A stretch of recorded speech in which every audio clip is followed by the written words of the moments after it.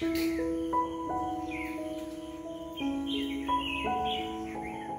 Morning everyone, কেমন আছো তোমরা সবাই? আমি ওই মোটামুটি আছি। এত সকাল সকাল দিন যদি কারো শুরু করতে হয় তাহলে সে কিভাবে ভালো থাকে। আজ ছিল ছুটির দিন, ভেবেছিলাম একটু দেরি করে উঠবো, কিন্তু ওই যে 5টা বাজতে না বাজতেই ওঠো ওঠো ওঠো, 5:30 বাজতে না বাজতেই চলে গেল। এখন ওই গিয়ে আর শুতেও পারবো না, এত সকাল সকাল কোনো কাজও করতে মন চাইবে না, তাই ওই আর কি চাটা খেয়ে নিজেকে ফ্রেশ করা ছাড়া আর কোনো উপায় নেই। তাই সকাল সকাল উঠেই কি করব, বাসি মুখে চাটাই বসিয়ে দিয়েছি, এটা খেয়ে দিনটা শুরু করব। আমি আবার চা তাড়াতাড়ি খেতে পারি না, আস্তে আস্তে ধীরে সুস্থে, তাতে যদি আমার চা ঠান্ডা হয়ে যায় যাক, কিন্তু আমি ওই চা তাড়াতাড়ি খেতে পারি না। সেই জন্য ভাতটা বসিয়ে দিয়ে চাটা খেতে যাই, তাহলে এদিকে আমার ততক্ষণে ভাতটাও হয়ে যায় আর ওইদিকে আমার চাটাও আস্তে আস্তে খাওয়া হয়ে যায়। এদিকে দেখো নতুন সদস্য আমাদের পাড়ায় এসেছে, একজন নয় 5 থেকে 6 জন। এদের মায়েদের হাত থেকে বাঁচা গেলেও এদের হাত থেকে বাঁচা যায় না, যখন তখন ঘরে ঢুকে যায়, আর এদের ঢোকার কোনো বড় জায়গা লাগে না, যে কোনো জায়গা দিয়েই ঢুকে যায়। এইদিকে দেখো তোমাদের কিছু গাছ দেখিয়ে দিই। এই গাছটা আমি এখান থেকেই নিয়েছি, এই বাড়ির থেকেই। কেটে দিচ্ছিল, তাহলে কেটো না, আমাকে দিয়ে দাও, কেন কি গাছগুলো দেখতে কি ভালো না। এই গোড়ার সমেত কেটে দিচ্ছিল, মানে গোড়ার কাছ থেকে। তো আমি কি করলাম, গোড়ার ওখান থেকে না নিয়ে একটু গোড়া সমেত নিয়েছি, তাতে আমার গাছটা হয়ে যাবে। এইটা বেশ ভালো গোড়া আছে, কিন্তু আরগুলো হবে কিনা জানি না, একটা দুটোই গোড়া আছে, আরগুলো ওই রাইজোম আছে, কিন্তু তারপরে আর কিছু নেই, জানি না বাঁচাতে পারবো কিনা, চেষ্টা করব। এইদিকে রান্নার প্রিপারেশন শুরু করে দিতে হবে। এদিকে দেখো এই কড়াইটা তোমাদের বেশ কয়েকদিন আগে দেখিয়েছিলাম, কেমন কি সেটা তোমাদের পরে বলবো বলেছিলাম। আজকে এটাতে রান্না করব আর তোমাদেরকেও বলবো। এটা আছে 24 সেন্টিমিটারের ঢাকনাটা, আর কড়াইটা দেখতে পাচ্ছ, দেখে মনে হচ্ছে না গামলা, এটা কিন্তু গামলা নয়, আংটা ছাড়া যে কড়াই, সেই কড়াই একদম। এতে যদি তুমি পরিবেশন করে দাও কেউ কিন্তু কিছু ধরতেই পারবে না যে এটা কড়াই না গামলা। এটা কিন্তু গ্যাস, ইন্ডাকশন, ডিশওয়াশার সব সেফ। এটা হলো গিয়ে ট্রিপ্লাই টোপ, মানে ওই আংটা ছাড়া কড়াই, যেটা আমার তো ভীষণ পছন্দের। এর আগেও একটা আমি স্টেনলেস স্টিলের ট্রিপ্লাইয়ের কড়াই নিয়েছিলাম, কিন্তু সেটার আংটা ছিল আর সেটা অনেকটা বড় ছিল, 26, আর এটা রয়েছে 24, ডেলি ইউজের জন্য ভালো। এটাতে মাছ ভাজা যাবে না, কিন্তু চিকেন, মাটন, পোলাও, বিরিয়ানি এগুলো খুব ইজিলি করতে পারবে, আর দমেও খুব ইজিলি বসাতে পারবে, এগুলোতে রান্না করতে ওগুলো সুবিধা হয়। আজকে আমি করব পোহা, তার আগে তোমাদের একটা টেস্ট করে দেখাবো যে এটা ট্রিপ্লাই কতটা ভালো, কোনো সবজি যে এতে লাগে না সেটা আমি তোমাদেরকে দেখাবো। তার আগে চিড়েটা ভিজিয়ে। এই কড়াইটা নেওয়ার অনেক কটা রিজন আছে। এক তো আংটা নেই, যেটা আমার প্রথম পছন্দ, আর দ্বিতীয় আমার দরকার ছিল যেটা ডিশওয়াশার সেফ হবে। আমাদের পাতি রান্নাঘরে যে কড়াই থাকে, মানে অ্যালুমিনিয়ামের যে কড়াইগুলো, সেগুলো কিন্তু ডিশওয়াশারে দেওয়া যায় না, আর এখন ডিশওয়াশারের জামানা ভাই, তো ডিশওয়াশারের সেফ এরকম জিনিসই কিনতে হবে, নতুন যেগুলো কিনতে হবে, সেই জন্য আমি সেটা দেখে নিয়েছি। আর তৃতীয়ত এটা লুক ওয়াইজ কত ভালো, তুমি এটাতেই রান্না করো, এটাতেই সার্ভ করো। আমি এর আগেও চিকেন করেছিলাম, সেদিনও তোমরা দেখেছিলে যে আমি ওইটা সমেতই টেবিলে নিয়ে গেছিলাম, মানে এই কড়াইতে রেখেই নিয়ে গেছিলাম। যদি কোনো গেস্টের সামনে এইভাবে নিয়ে যাও সে তো বুঝতেই পারবে না। এইদিকে আমার ছেলে ঘুম থেকে উঠে সোজা চলে এসেছে, বাইরে যাচ্ছিল, কিন্তু বাইরে যেহেতু উপর থেকে আম পড়ছে সেই জন্য আমি বাইরে যেতে দিইনি, গেটের ভেতরে আটকে রেখেছি। কিন্তু বেশিক্ষণ রাখতে পারবো না, আমি জানি, সবেমাত্র ঘুম থেকে উঠেছে বলেই আটকে রাখতে পেরেছি, বেশিক্ষণ রাখতে পারবো না।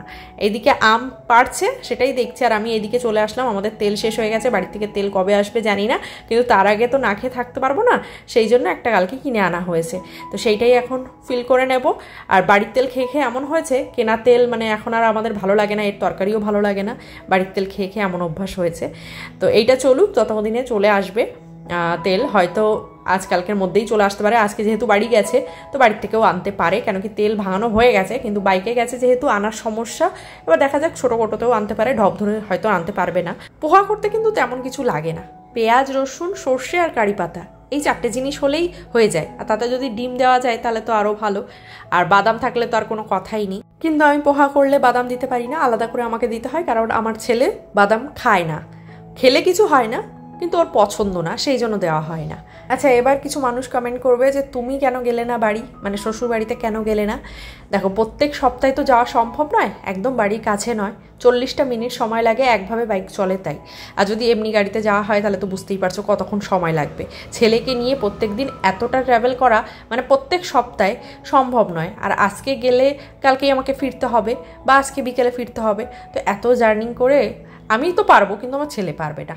আর ওই যাওয়া মানেই সব কিছু বন্ধ টন্ধ করে যাও, আর বাড়ি এসে সব কিছু আবার গোছাও, জিনিসপত্র কত নষ্ট হয় সেটা তো আছেই, সেটা পরের কথা।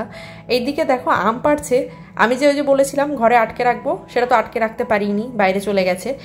আর এই আমগুলো আমার ছেলে খুব যত্ন সহকারে কুড়াতো, খেতো তো নাই, কারণ এই আম ওর ভালো লাগে না, আমাদের বাড়ির আমই ওর ভালো লাগে, সেটা আমাদের সবারই, আমরা কেউই খাই না, বাড়ির মালিক যে সেও খায় না, কিন্তু পাড়িয়ে, কারণ পাশের বাড়ির সব চালে পড়ছিল সেই জন্য সব পাড়িয়ে নিয়েছে। আর এইদিকে আমি কড়াইটা বসিয়েও দিয়েছি, গরম করে নিয়েছি, এবার অল্প তেল দিয়ে দেবো। এইবার যে টেস্টটা তোমাদের করে দেখাবো বলছিলাম সেইটা হলো এই যে ডিমের পোস্ট দেখবে অল্প তেল দিয়ে কোনো কড়াইতে দিলে সেটা লেগে যায়, কিন্তু এটাতে লাগে না।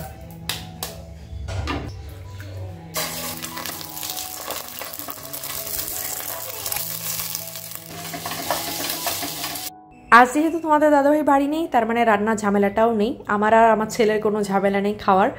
আমরা যে কোনো ভাজাভুজি দিয়েও খেয়ে নিতে পারি, বা এরকম পোহা করেও আমরা সকালটা পার করে দিতে পারি। কিন্তু এই পোহা থাকলে ওর ভাত লাগবে, ভাত তো আমার অলরেডি হয়ে গেছে, আমার ছেলেকে তো খাওয়াতেই হবে, ও তো পোহা খেয়ে থাকতে পারবে না। এর আগে পোহাটা সেইভাবে ও কখনো খায়নি, মানে খেয়েছে ওই 2-3 চামচ, বেশি তো খায়নি, সেই জন্য ভাতটা আমি করে রেখেছি, যদি খায় তো ডিম ভাজা দিয়ে খাইয়ে দেবো, নাহলে আলু ভাজা করব, আগে দেবো পোহা, যদি ও খায় তো ভালো, তাহলে আর আমার কিছু করা লাগবে না, আর যদি না খায় তাহলে আমাকে আবার অন্য ব্যবস্থা নিতে হবে। কিন্তু আজকে তো আমি পুরো অবাকই হয়ে গেছি, কারণ আমার ছেলে পুরো পোহাটা খেয়েছে, 1 প্লেট পোহা খেয়েছে, মানে ওর আর ভাত খেতে লাগেনি, সেটা তো তোমরা পরে দেখতেই পারবে, ওর এত ভালো লেগেছে। আর পোহাটা আজকে সত্যি হয়েছিল খুব ভালো, মানে চিড়েটা একদম নরম ছিল, ভিজেছে বেশ ভালো। আর এক একদিন কি হয় কাদা কাদা হয়ে যায়, এক একদিন হয় কি শক্ত থেকে যায়, কিন্তু আজকে একদম পারফেক্ট হয়েছিল, পারফেক্ট যাকে বলে, তো আজকে পোহা হয়েছিল একদম পারফেক্ট। আমি সবসময়ের জন্য চেয়েছিলাম আমার ফ্রিজ যাতে আমার রান্নাঘরে হয়, কিন্তু সেই ফ্রিজটাই আমার রান্নাঘরে হয়নি আমার ফ্ল্যাটে। মানে এমন জায়গা আছে, সেটাই যদি তুমি ওই একটা ব্রেকফাস্ট কাউন্টার করতে যাও তাহলে তোমার ফ্রিজ হবে না, আর যদি ব্রেকফাস্ট কাউন্টার না করো তাহলে তোমার ফ্রিজটা ওখানে আসবে, কিন্তু আমার ব্রেকফাস্ট কাউন্টার লাগবে, আর ফ্রিজটা তাই জন্য আমাকে একটু দূরে রাখতে হয়েছে, যেটা আমার ভীষণই অপছন্দ। আমি সবসময় চেয়েছিলাম আমার ফ্রিজটা যেন রান্নাঘরে থাকে। অপোজিট সাইডে যে কাউন্টার আছে সেটা এতটাই সরু যে সেখানে ফ্রিজ রাখলে আর আমি ঢুকতে পারবো না, আর একদম শেষের দিকে রাখলে জানলা বন্ধ হয়ে যাবে, মানে ভীষণ সমস্যা। ফ্রিজটাকে আমি কোনোভাবেই ঢোকাতে পারলাম না কিচেনে, শেষমেশ ওই যে 1 মাইল হেঁটে এদিক থেকে ওদিক যেতে হবে, যেটা আমার একদমই পছন্দ ছিল না, সেটাই হয়েছে আমার সঙ্গে। এইদিকে কথা বলতে বলতে আমার পোহা রেডি, কোনো তামঝাম না, সিম্পল পেঁয়াজ রসুন ভাজো, ডিম ভাজো, ব্যাস পোহা দিয়ে দাও, আর ওই ফোড়নে সর্ষে আর কারি পাতা, ব্যাস তোমার কয়েক মিনিটের রেডি পোহা। এটা দিয়ে সকালে ব্রেকফাস্ট ইজিলি সবাই করে ফেলতে পারো। আমি তো মাঝে মধ্যেই খাই, যেদিন তোমাদের দাদাভাই থাকে না ওই দিনকেই আমি এইসব করতে পারি, নাহলে অন্যদিন করা যায় না। আচ্ছা, তোমাদের এবার কড়াইটা দেখে যদি পছন্দ হয়ে থাকে তাহলে আমি ডিসক্রিপশন বক্সে লিঙ্ক দিয়ে দেবো, ভীষণই রিজনেবল প্রাইসে তোমরা পেয়ে যাবে, এটা ভীষণই রিজনেবল, যার জন্য আমি কিনেছি, তো তোমরাও কিনতে পারো, চেক করে দেখতে পারো, হ্যাঁ একবার দেখো, ডিসক্রিপশন বক্সে আমি লিঙ্ক দিয়ে দিলাম। আমার ছেলের এদিকে চিন্তা বেঁধে গেছে, সেই জন্য এখানে বসে বসে ওই আম পাড়া দেখছে। ও প্রত্যেকদিন সকালে উঠেই আগে দেখতে আসে কটা আম পড়লো, কটা আম পেলো, ও সেটা কুড়িয়ে ও সবাইকে দেখায়। কিন্তু এবার থেকে ও কী করবে, সকালে উঠে এবার থেকে কী করবে, ওর প্রশ্ন হলো সেটাই। যাই হোক, এইদিকে আমরা রেডি হয়ে বেরিয়ে পড়েছি, আজকে একটু বাজারে যাচ্ছি। কি কিনতে যাচ্ছি সেটা তোমরা দেখতে পারবে। এই দেখো, টব নিয়েছি আর 2টো তোয়ালে নিয়েছি, কিচেন টাওয়াল নিয়েছি, কারণ আমার কাছে একটা ছিল কিন্তু কোথায় রেখেছি, ওই বাড়ির থেকে আসার পরে কোথায় রেখেছি আমি আর খুঁজে পাচ্ছি না, তার জন্য 2টো নিয়ে নিলাম। একটা নিলে 20 টাকা, 2টো নিলে 30 টাকা, তাই 2টোই নিয়ে নিলাম। আর বাইরে বেরোবো, আখের রস খাবো না তা তো কখনো হতে পারে না। টব শুকনো পাতা নিয়ে বসে পড়েছি, এদিকে মাটিও রেডি করাই আছে মোটামুটি, বালি একটু মিশাবো, আর তার আগে পাতাটা 2টোতে দিয়ে দিই, বেশি হয়ে গেছে নাকি পাতা।